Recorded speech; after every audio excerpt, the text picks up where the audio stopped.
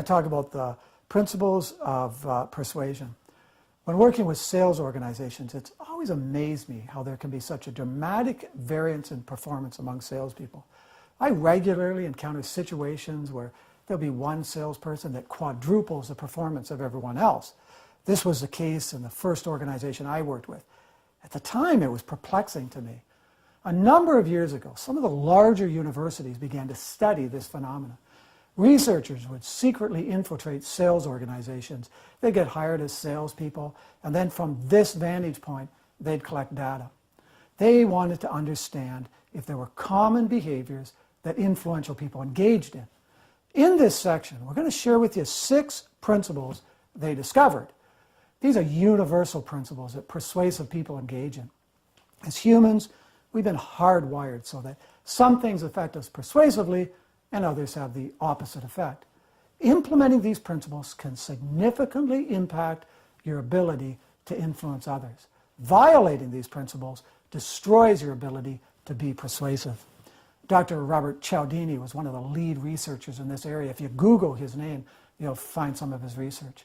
We were first introduced to these principles over 20 years ago, and I'll be sharing with you additional research we've done in this area. Okay, so here's the 6 principles: context, reciprocity, consensus, authority, consistency, and scarcity. We're going to start with context. Our perception of anything is impacted by comparisons or what happens first. A number of years ago, I was involved in a timeshare presentation, and the first night they had us stay in this very shabby hotel. Then the next night, we stayed at the timeshare. Our perception of the quality of the timeshare was greatly impacted by the fact that we'd stayed the night before in this shabby hotel. Here's an example of how our perceptions are affected by context. Both these orange circles are the same size, but the context they're placed in changes our perception of their comparative size. Influential people strive to put their offerings in a favorable context. When my daughter Dare was buying a car a few years ago, she visited 2 dealerships. Both were offering the same make or model. Here's what the first dealership said. It's a good time to buy a car. We have an interest rate deduction, rebate, and student program. Thus, your payment is only $340 a month.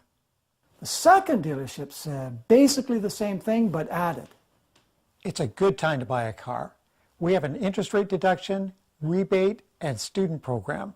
Before these programs, the same vehicle would have run you $410 per month. But with these programs, it's only $340 per month.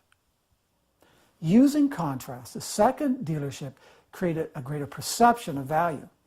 Our perception of value and our motivation to act are inseparably linked. Contrast, or context, is how we determine value. Your cabin filter's dirty.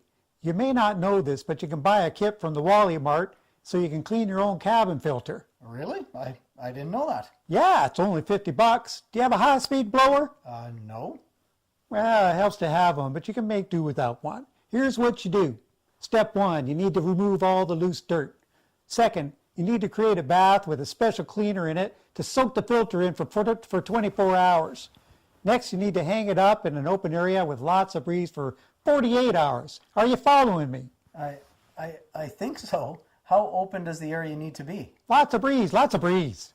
How much does a new filter cost? $25. Just replace the filter. Radio.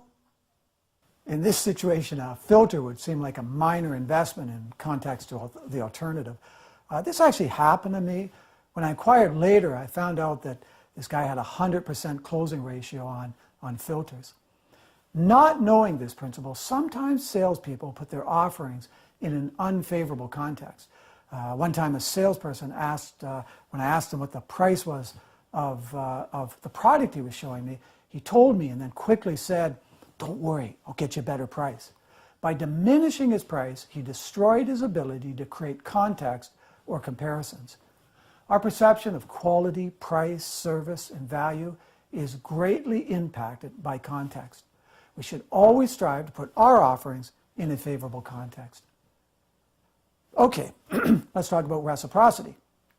People who reciprocate, they give back the type of behavior they receive. One time I was doing a seminar for a manufacturer where they would have their field reps attend the seminar. It was great having them at the seminar. They'd hand out material and lead discussion groups. So right after the seminar, I'd send their bosses an email telling their bosses what a great job they did. One time I had an issue arise. I was amazed how the field reps came out of the woodwork to help me with that issue. They were reciprocating.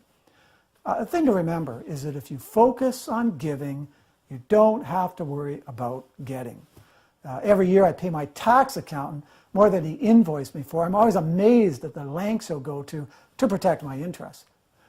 I have a small blender that I take with me when I'm on the road. I broke one of the components and called the manufacturer to order a new part.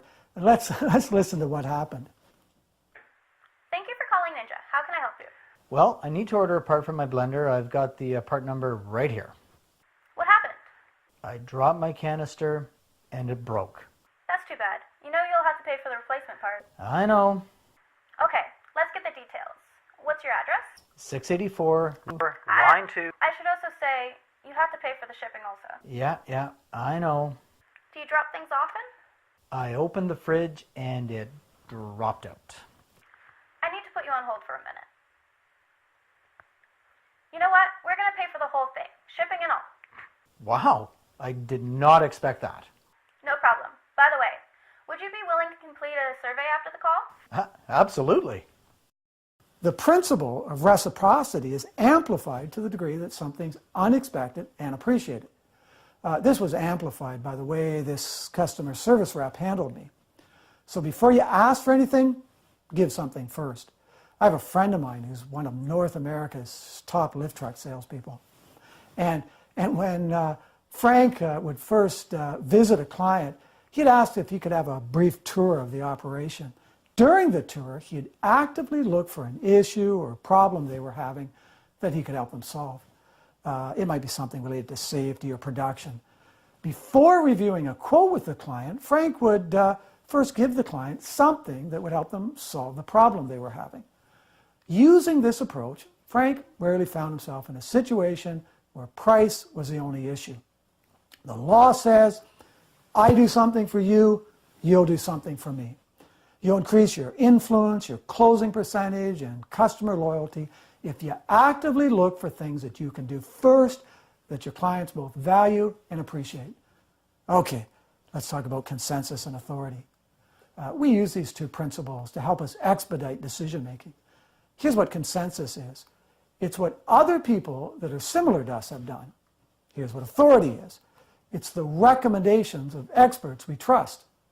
Imagine how much harder decision making would be if we couldn't reference experts or what many others have done. What many others have done who carries a lot of weight in our decision-making process. We tested two approaches to booking appointments with prospective clients. Let's take a look at approach one. I'm presenting a new customer relationship management system to organizations in your area and would like to meet with you also. What works best for you? Thursday at 3 or Wednesday at 11? Neither. I'm tied up on both of those days. With this approach, we were having about a 10% closing ratio. Let's look at approach two. Hi, I'm presenting a new customer relationship management system to organizations in your area. For example, I'm meeting with JK Motors, Sam Walton Nissan, and Brian Grant Chev, and would like to meet with you also. What works best for you? Thursday at 3 or Wednesday at 11? Wednesday works best. With this approach, we had a 75% close. Adding the consensus component significantly improved our closing ratio. People are more likely to agree to a request if others similar to them have made a similar decision. Also, an expert we trust carries a lot of weight in our decision-making process.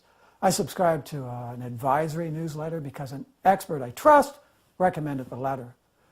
In one industry, we implemented a product introduction that included a consensus and authority component.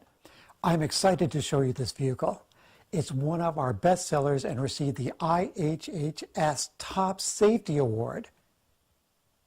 This industry experienced an improvement in their closing percentage by implementing an introduction that included both consensus and authority.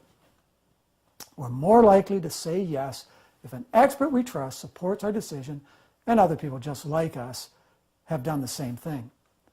Some of the largest improvements in closing percentage have been a result of implementing these principles.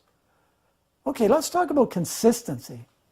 As humans, we have an inherent need to demonstrate consistent behavior. Put another way, we hate being inconsistent. We feel stressed when we're asked to do something that's inconsistent with our current patterns of behavior. You feel this when people make a request of you that seems a little big. According to research, if that same request is preceded by a series of smaller commitments, we're considerably more likely to say yes. Let me share some research that we did in this area. We tried 2 approaches to inviting executives to an event. Let's look at approach 1.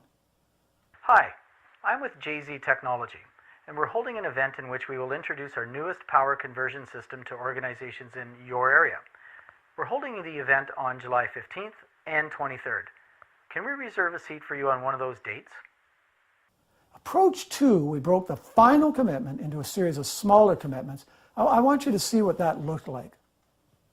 Hi, I'm with JZ Technology, and we're holding an event in which we'll introduce our newest power conversion system to organizations in your area.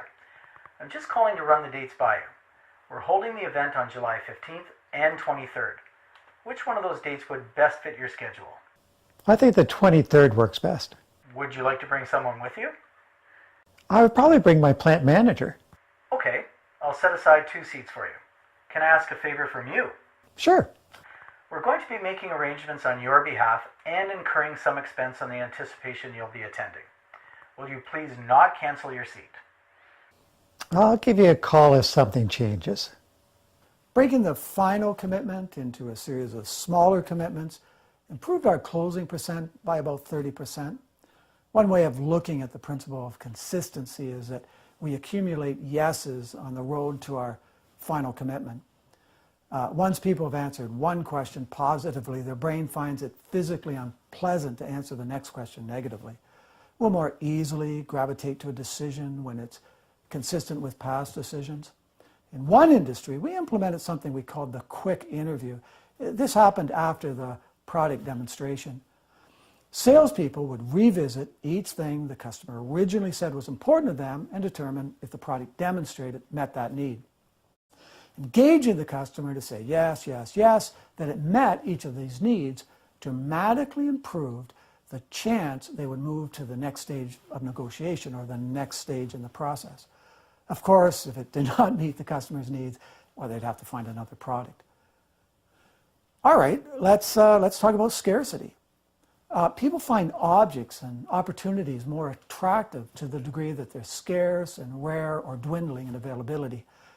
Put another way, people want more of what they can have less of. With one auto manufacturer, we compared their closing percentage when they put one of a popular model on their lot and the rest in a storage lot versus putting the whole inventory on the lot. They had a higher closing percentage with only one on the lot. Now, I should mention, they never told the client that they only had one in stock. One organization tried something they called the daily unique buying opportunity. This was an application of the principle of scarcity. Let's take a look at what that looked like. You told me earlier that you're not buying today, and I respect that. So I didn't tell you about the unique situation that exists today that could save you a little money. But based on our discussions, it seems that the product you have landed on meets all of your needs. Am I accurately assessing that? True, I feel good about the product you showed me. Okay, then I'm going to go ahead and share this with you. Our manager this morning told us that we're just a couple of sales away from having our highest volume month in our history. So he said, do what you can do to put every deal together today. I only mentioned this because I think you'll be happy with the deal we can put together for you today. Do you want to take a closer look at the numbers and see what we can do? Okay, let's do it. This client experienced about a 10% increase in their closing percentage on the days they communicated a unique buying opportunity. People appreciate if we give them a good excuse to do something they want to do. There you go. There's the principles of persuasion and influence. We'll be revisiting these principles at different stages and different modules in the selling process. So let's do a quick summary. In summary, persuasive people create comparisons that put their offerings in a favorable context. Give before you ask. Persuasive people employ experts and what many others have done to increase the appeal of their offering. They also obtain small commitments that lead to larger commitments. And persuasive people use scarcity and limitations to increase the appeal of their offering.